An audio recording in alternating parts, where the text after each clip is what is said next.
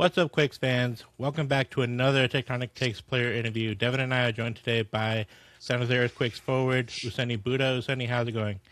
I'm good. Thanks for having me. So before we get started, actually, Devin and I wanted to show you. This is a gift that Devin got me. One of your cards, 8 out of 10. We have Nice. 2 out of the 10 of these ever made. But Oh I wow. wanted to ask, you might I have to think we break have our six total actually. I don't have them on hand. Okay. uh, you might have to break our hearts. Do you actually, sign the physical cards, or do they just copy your signature and put them on the cards? No, I signed them. Oh, that's so cool. Yeah, I yeah. wasn't sure. Yeah, No, I remember they sent me a bunch of them and I had to sign them with a special pen and hmm everything. So and then ship it back to them. that's really cool. Yeah. Even more valuable now for me. Um, Thank you. my first question is: I don't think I've seen anyone change numbers as many times as you have. You had number 25, 17, 11, Yeah. and now you're wearing number 7. Do you think you're finally happy staying with number 7?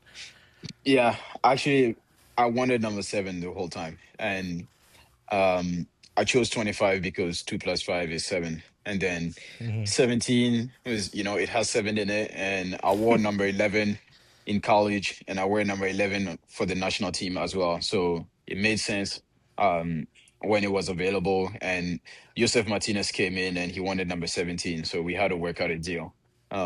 And part of the, 11 was included in it. So I was like, okay, I will take that. So I'll have the same number from college and same number on the national team of the Quakes. And then this year, seven was available, and that's my favorite number. That's what I wanted. And then Timo has always been wearing number 11, and so when they asked me, it was a no-brainer. I was like, yeah, but hopefully this is it. So, Well, with your current Awesome. form, I'm hoping that you continue with that number seven because it's giving you great luck. I hope so. Um, Thank you. as far as I understand your story, you've played soccer in Burkina Faso, then had a Yeah. rare opportunity to trial for the Right to Dream Academy.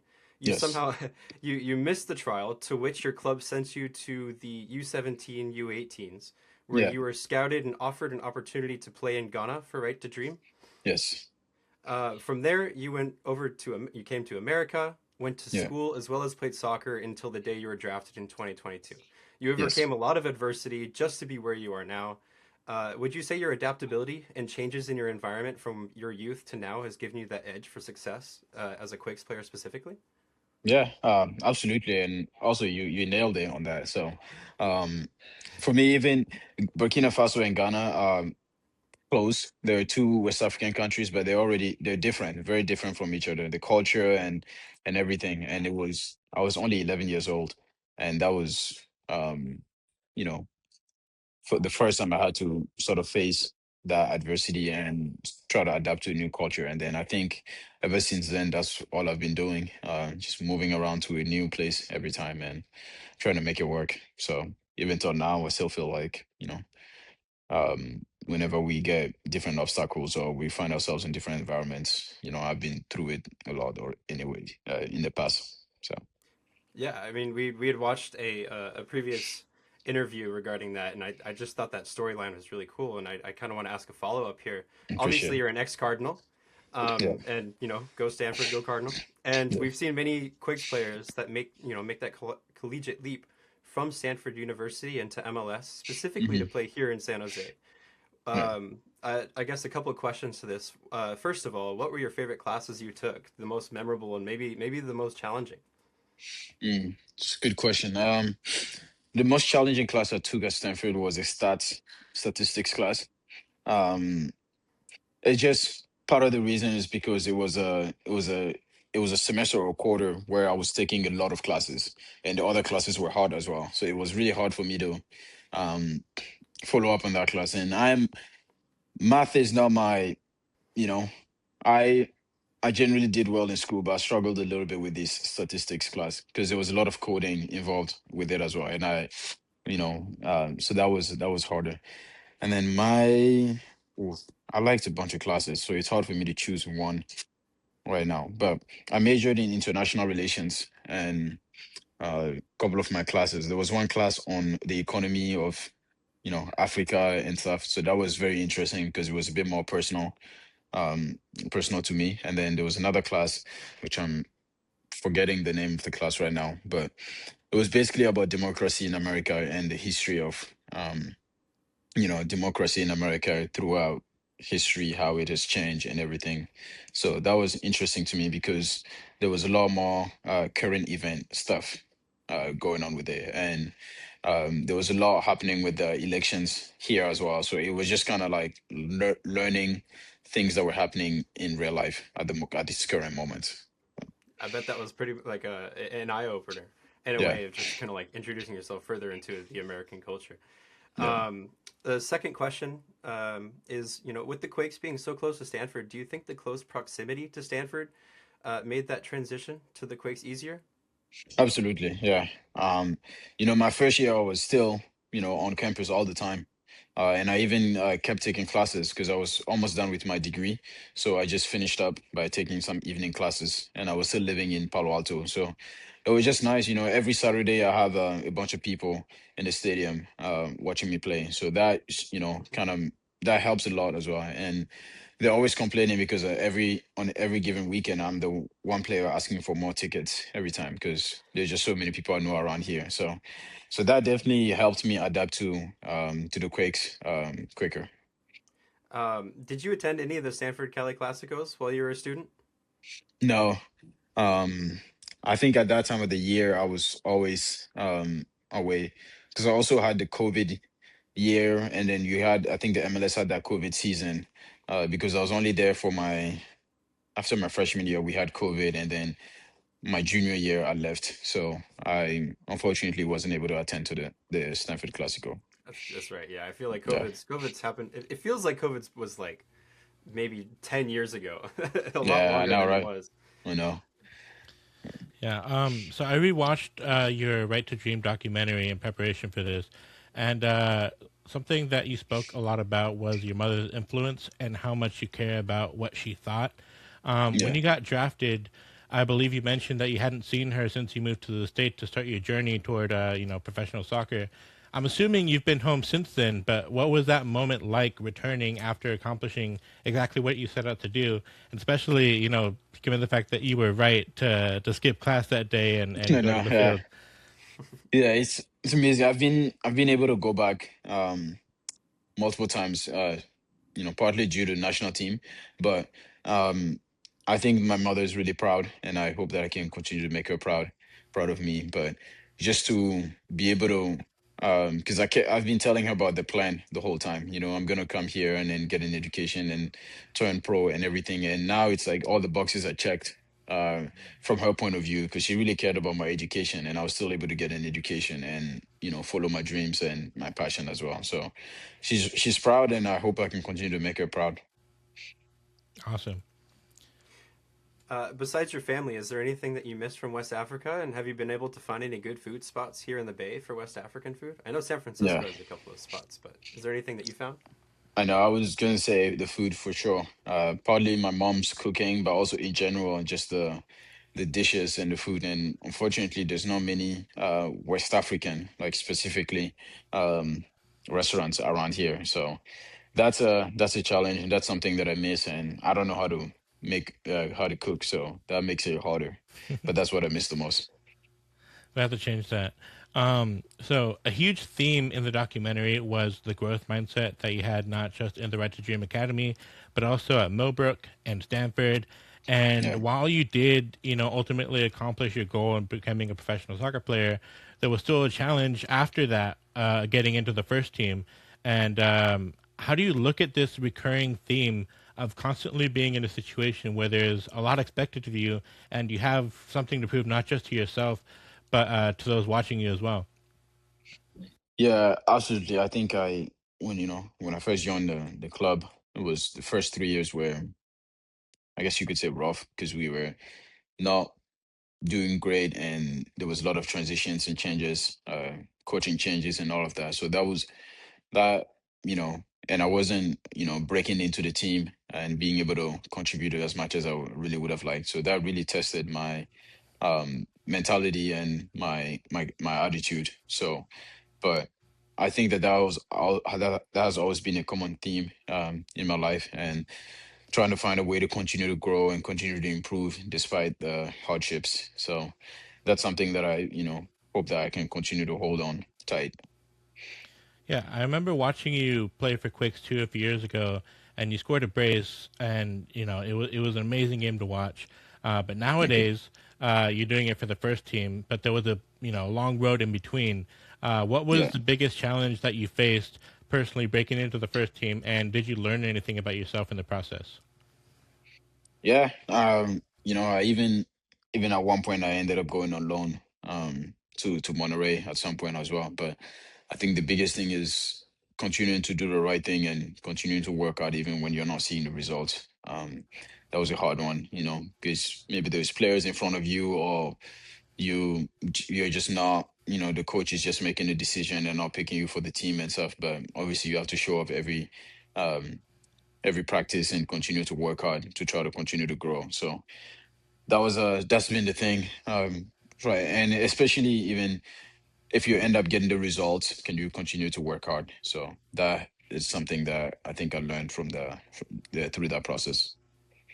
There's one thing that really excites me every time you score a goal, Ousseni, and Yeah. it's there's two types of celebrations that you do.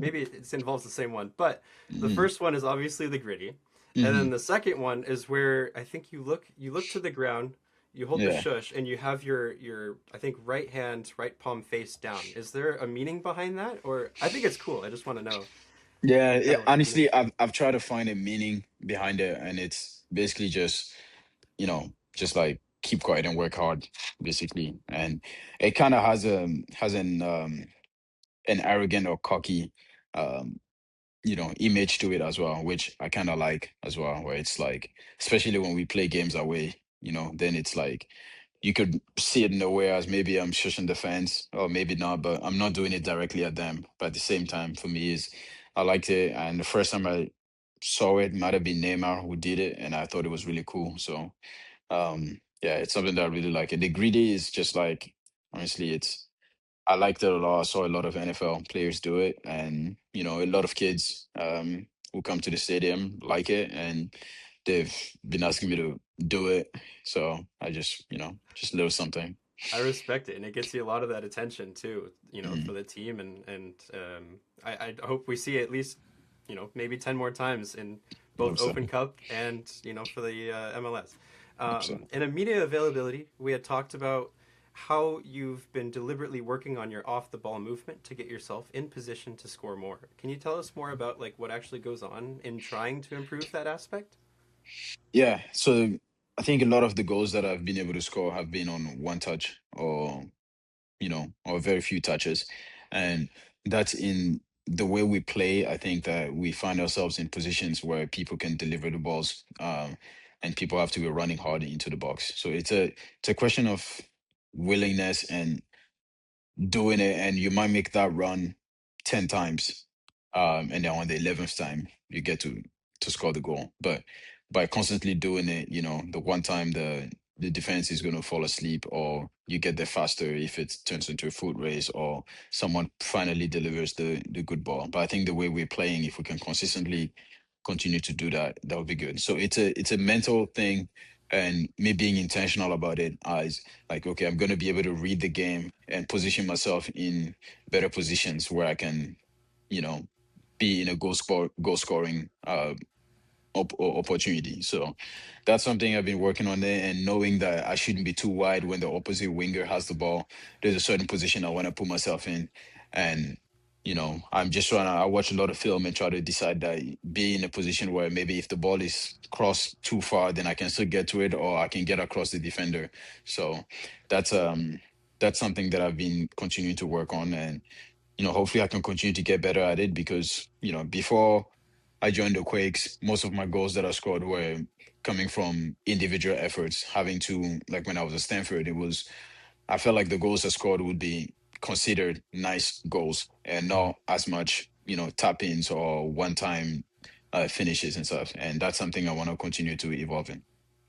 Yeah, I mean, the highlight reels that you posted for, your college career and also your high school career have like hundreds of thousands of views, and that's Mm, like, that's an insane thing. That's not a normal thing, and I think that scoring those kinds of aesthetic goals really, pushes that attention. And I've seen a lot Mm. of people that comment on some of the Quakes videos, like, "Oh, I used to watch this guy in high school. I used to watch his Yeah. compilations." How does Yeah. that kind of thing make you feel? Because we have people who make compilations, and you're one of the Mm. favorites to make compilations of, not just because of your celebrations, but also because of the Mm. flair and all that kind of stuff on the field. I appreciate that. Yeah. It makes me feel good.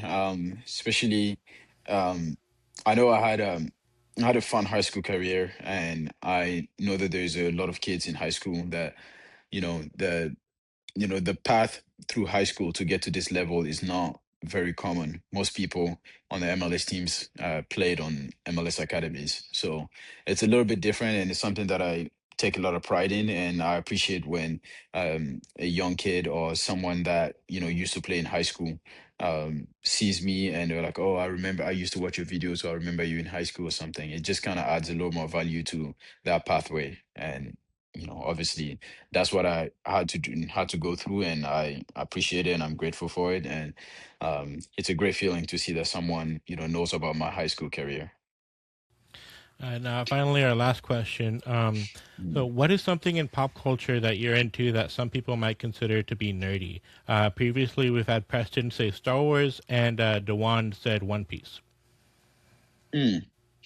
Nerdy is This is a great question. Especially in pop culture, and I'm like, I mean, I watch movies, I I listen to music, I like all types of music, whether Uh-huh. it's American rap, French rap, Okay. African rap, like French rap from France, but Uh-huh. like French African rap as well, Great. and Afro beats. Um, yeah, I What like is fashion, but yeah. fashion? Anyways, yeah, What is your favorite movies? my favorite movie is Creed. Creed. Okay, with Love, Yeah, Michael B. the Jordan. original love. movie. Yeah, That's a dope I movie. remember. That's because I remember watching the Rocky movies and everything. So when I came to the US, and I think Creed came out within the first year or two that I came to the US, and I was really excited about it, and I've seen it way too many times. Um yeah, but yeah, maybe I like breaking down certain rap songs when the Yeah. lyrics are Okay. very yeah, like a J. Cole, Mm-hmm. Yeah. from Yeah. time to Yeah. time I like to, yeah, so I would say maybe that's something, yeah. So I'm one that loves the international music scene. I have an Yeah. entire international music playlist of all Spanish, Danish, Mm, almost. I'm trying to gather a list of all songs from like every or one song from every country. Do you that's have cool. any song that you would recommend, whether it be from like an African rap that you had mentioned or Or anything? French or anything. Oh, Yeah. for sure. um I would say this guy is from Ivory Coast. His name is Didi Bay, so Didi and then B. um Okay. That's yeah, that's someone I've been listening to lately. I don't know if you understand the stuff he's saying, but another person would be Nino. He's French. Is Ninho. Um, Okay.